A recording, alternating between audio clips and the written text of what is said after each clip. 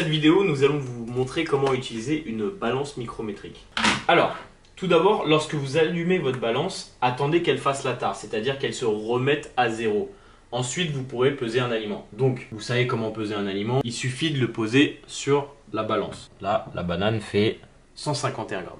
Il y a quelque chose que les gens ne savent pas forcément, ça s'appelle la tare. En fait, la tare, c'est remettre à zéro la balance une fois que vous avez déjà mis quelque chose dessus. Par exemple, si je mets ce verre pour le peser, je vois qu'il fait 218 grammes. Si j'appuie sur tare, ça va remettre la balance à zéro. Et à présent, je pourrais rajouter quelque chose dans le verre et peser ce que j'ajoute sur la balance. 151 grammes pour la banane qu'on a pesée tout à l'heure. C'est extrêmement pratique lorsque vous faites des recettes par exemple, que vous avez un bol et que vous mettez différents aliments mais que vous voulez peser chaque aliment de manière individuelle.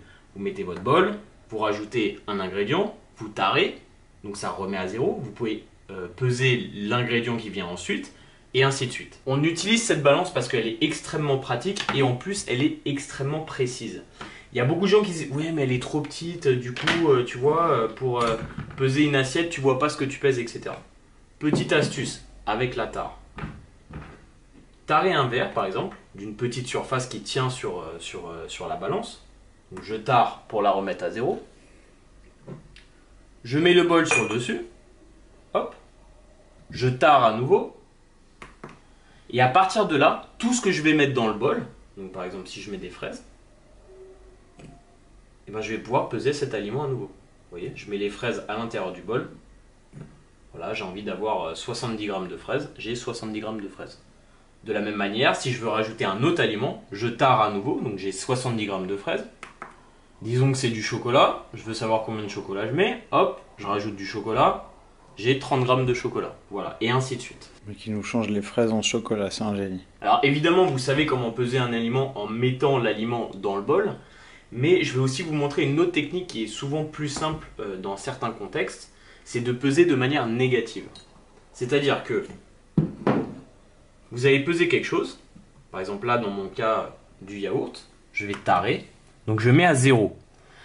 Maintenant, à partir du moment où je vais enlever du yaourt du bol, ça va me donner exactement combien j'enlève de yaourt. Donc par exemple si je veux 100 grammes de yaourt, je vous montre, voilà, un petit peu moins, un peu plus, voilà, j'ai moins 101 grammes parce que j'ai retiré 101 grammes de produit. Je peux vous montrer ça de manière assez simple avec d'autres choses. Je vous recommande principalement de faire ce genre de choses avec des aliments ou des sauces ou des choses comme ça. Par exemple, vous avez du ketchup, vous mettez votre ketchup sur la balance, vous tarez votre ketchup ou votre sauce, peu importe, vous versez, hop, vous savez que vous avez utilisé 40 grammes, 41 grammes de ketchup. Voilà, aussi simple que ça. Dernière astuce pour d'autres aliments qui ont une peau ou d'autres choses autour et qui sont un petit peu plus difficiles à peser.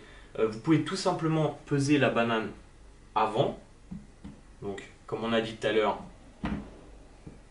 151 grammes. Vous mangez votre banane. Hop. Pas besoin de la peser. Il vous suffit de rentrer dans votre application que vous avez mangé 151 grammes. Ensuite, vous pesez la peau de la banane, 46 grammes. Vous enlevez les 46 grammes aux 151 grammes que vous avez pesé initialement. Et vous savez que ce qui reste, c'est la banane que vous avez mangée. Voilà. Je vais peser la banane pour vous montrer que ça marche. Hop. 104,2, environ 105 grammes. Donc c'est bien 151 moins 46 de peau.